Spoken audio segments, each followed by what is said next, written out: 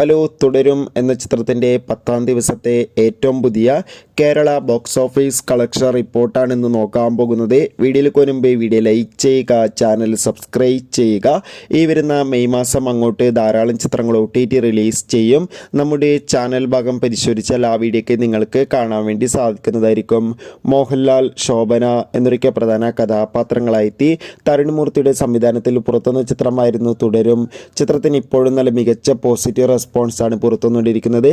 അതുകൊണ്ട് തന്നെ എല്ലാ സിനിമാ പ്രേമികളും ഒരേപോലെ തുടരും എന്ന ചിത്രത്തിൻ്റെ ഓരോ ദിവസത്തെ ഓരോ കളക്ഷൻ റിപ്പോർട്ടും അറിയാൻ വേണ്ടി കാത്തിരിക്കുകയാണ്.